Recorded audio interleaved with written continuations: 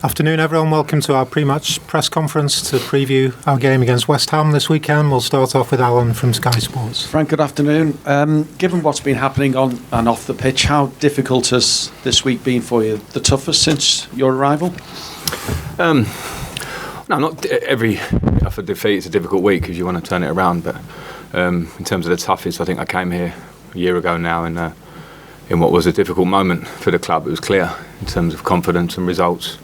So, as I've said here before, that the feeling around the club for me coming up here was that we're in a relegation fight, and it turned out, and we stayed up. So there's been, that's part of the reason when you're in these situations that you can call them tough, you can call them challenging. If you don't want to call them tough, because this is football management, so we're always striving to get the best for the next game that's ahead.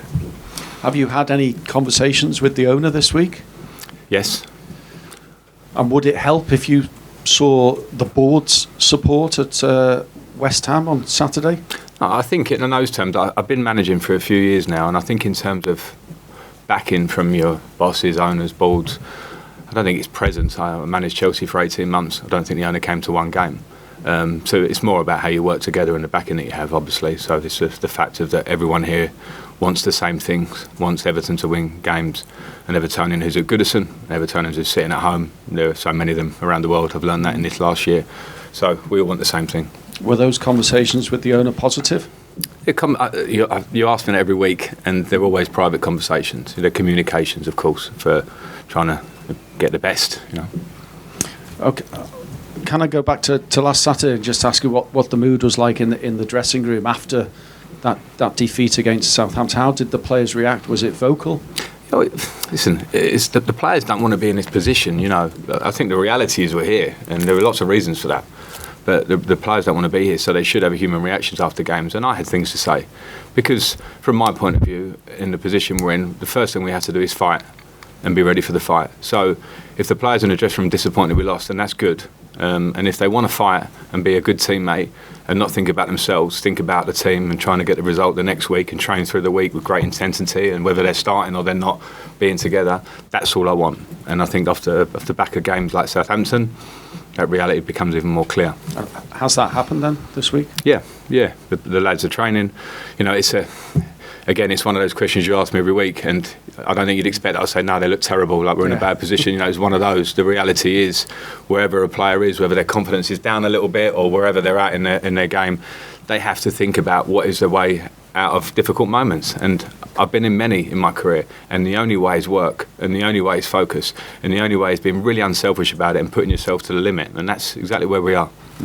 Obviously your job is to manage the side and win football matches. Is tomorrow one of your biggest in terms of, you talk about the personal side of things, for you as a manager? Is it a must-win game as far as your future is concerned? Do you see it that way?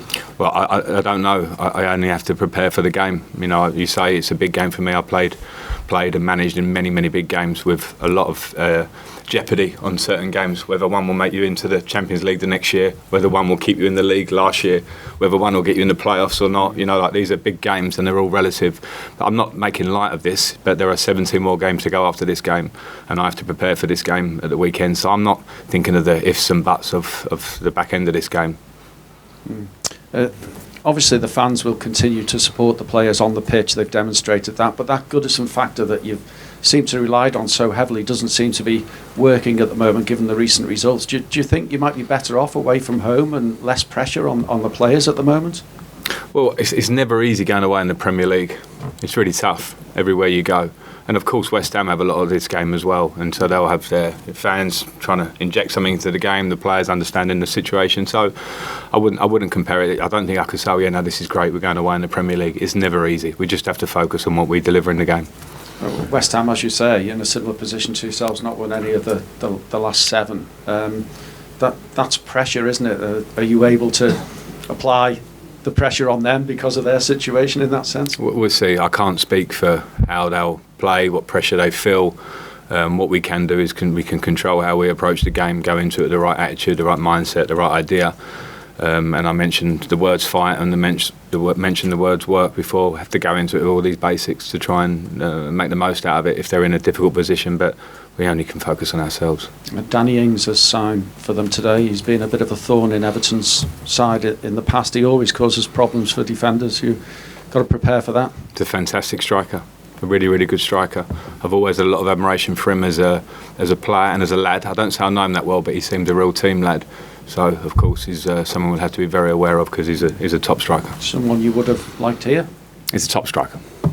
Still in the hunt, transfer market-wise? The rumours continue, but is there a desperation and a need to get new players in? Well, we absolutely want to help, and the squad said it a lot, and we want to make the squad stronger. And we're aware, and I'm aware that everyone's trying to do the same thing, and teams around us are working on their squads and getting competition in forward areas, particularly especially for us or teams where we are. We know we need more competition, maybe more clinical nature about us at the top end of the pitch. We have to be. That's a reality again that we have to understand, and we've got to try and improve it. It's not an easy window. That's clear, and people are working towards trying to bring in players. And I, as coach, be the first one that knows that we need to help it. So we're working. Work then in the next 2 weeks. Sure. Thank Fraser you. at Premier League Productions. Frank, you mentioned the hard work and the fight and what have you from the players. When you compare the situation you were in last year and the changes that you've made in the squad since, do you see enough to make you confident that the players that you've got here now compared to last year have got the same stomach for the fight for a relegation this year? Well, in certain areas we have the same players that we had last year in that fight who've been through it before. In certain areas, I think especially defensively, we added players with a real character and personality, and that's why up until recently in a tough run of form we were one of the best defensive teams in the league. And of course we've lost a big player in Richarlison who was a real sort of talisman of ours in that sort of running. So there are different elements that we need to show again in terms of fight, to show that we've got the capacity. I came in, I think, with 18 games to go last year, so we're in a similar spot to where we were last year. And the emotions change weekly by result throughout those 18 games. I lived that last year, and it was an amazing experience. Not always good. The end result was good. So I know what it takes, and some of the players do, but that's all words. When it's in front of us again now, we absolutely have to act on it. And following on from that, you mentioned that the experiences particularly that you've had as a player, and obviously games that have got jeopardy on them, you probably had more successes than failures as far as that's concerned. I'm not sure. But as a manager, I would expect that feeling of stresses and strains and the pressure is far more concentrated because you're the man that ultimately is responsible. Do you get that feeling, and how do you actually deal and cope with that? Yeah, it's a pressurised job, there's no doubt, but many people outside of football do very pressurised jobs with more at stake. So I never try to cry too much about that because I'm very proud and honoured to manage great football clubs like I have actually in my managerial career. So I manage that. I'm quite good with that. I played for a long time. It helps you adapt when you have been a player for a long time, and fortunate enough to fight in lots of different things. Like you say, as you said, there was as many failures in my head as there were successes, because I remember those even better sometimes. So I'm well equipped myself to deal with the pressures that come with this. Thanks, Fraser. We'll go to Simon at the BBC. Hi, Frank. Does it almost feel like crisis management for you at the moment? It seems as though either on or off the pitch there's always something coming at you, results, demonstrations, whatever it is. It feels as though it's like a crisis job at the moment. I don't know, those are your words, but it's challenging, of course. Not all of those things fall under my responsibility, and I'm not taking my responsibility away. I'm manager and coach of the club, but there are things I have to prioritise and focus on.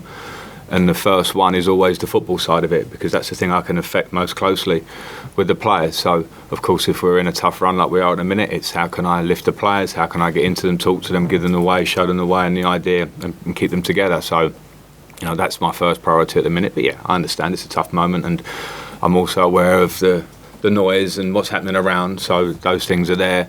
I have to try and make them the least distraction possible from the football side.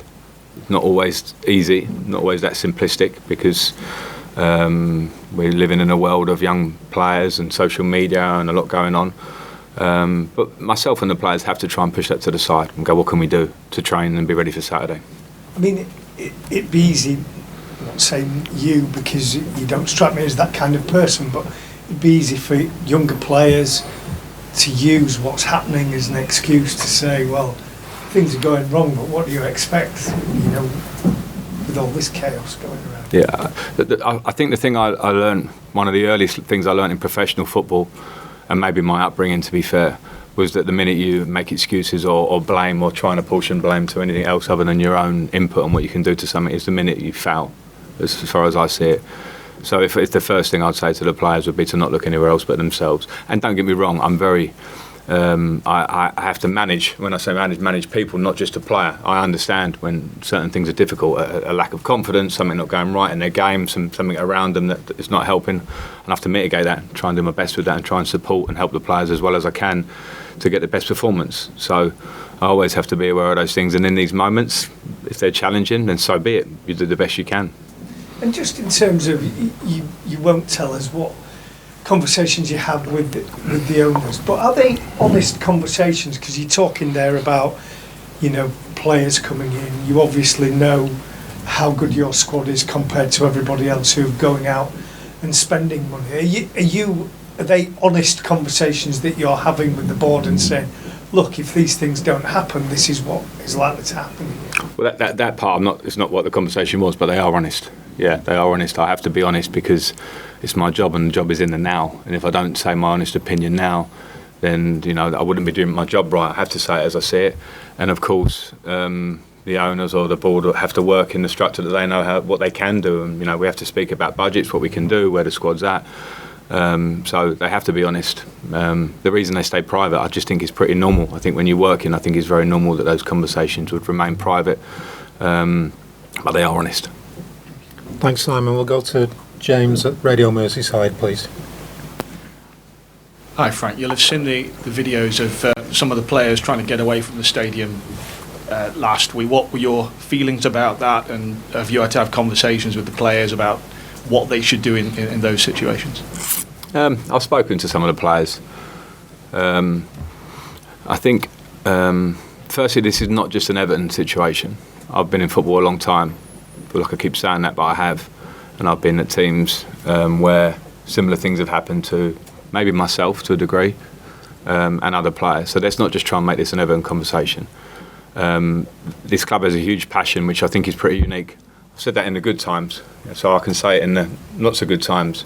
And sometimes, passion can overspill in a good way. When we saw last year with all the welcomes and all these things, and maybe, especially when it's minority cases of certain incidents, and now everything gets videoed, so it becomes viral like it happens every day. And that's not necessarily the case. So I think the majority of, I know the majority of Evertonians just want this team to do well, and they've got an absolute right to voice an opinion in a game, around a game, before a game, in the pub, all those things. Of course, we don't want fans going up to players. Of course, in an ideal world, I think it's a small minority. I've spoken to the players, and we don't want that, and I'd love to not see that again. But I also understand the passion of fans and what they want, and the players have to not accept responsibility, but understand when they're working in this industry, lucky to do a good job, that sometimes they have to take some things. But I think with those things, we hope that they don't happen again. And as well-intentioned as the supporters may be, is there a concern over player safety in that situation? Well, I'd like to hope not, and I haven't seen anything that's got to those levels at all. We'd like to hope not. And again, I think it's passion, and we obviously hope that things would never overspill. Again, we all want the same thing as a club. And when I talk about a club, I mean everybody together. It's what saw us be such a force in getting out of that relegation battle in terms of the big games that we won. Everyone was together, and it was a great feeling. And I'm not here asking or telling anyone how to act, but we know that when we're like that, and our responsibility as players and staff is to produce the football side of it. Sometimes they come hand in hand and they work together, and you have to rely on the fans sometimes, and they have to rely that the players will do something out of the ordinary to win a game. At the minute, those things aren't happening in game for us, to be fair. There are games we've played recently at home, probably not Brighton, because I think it was emphatic in the 6-7 minutes finished the game, but we've been competing every game with things that would go for you, and the table would look dramatically different, and this press conference would be dramatically different. I'm not going our way. We can't moan about that or complain, because it's a reality. We just have to keep working. And specifically, what do you want to see from your team at the weekend that maybe you were disappointed with from last weekend? Well, I don't think I'm questioning. I know I'm not questioning the fighting spirit of the team last weekend. We made some mistakes within the game, particularly the 2 goals, which are obviously the clinical things that make us lose the game. That we don't want to make again, because at this level, when especially in tough times, people are very clinical at taking those mistakes and making goals out of them. And can we score more at the other end of the pitch? It's the same. We had some opportunities last week where tiny bit of misfortune, but a misplaced pass, a misplaced idea around the box, and games generally are won and lost at both ends of the pitch in both boxes. Can we keep improving? Yeah. Can we play better? Yeah, we're striving to all the time. So the players just have to go into it with that determined, positive mindset. And any new injuries to report? No. Thanks, James. We'll go to Carl Markham at the Press Association.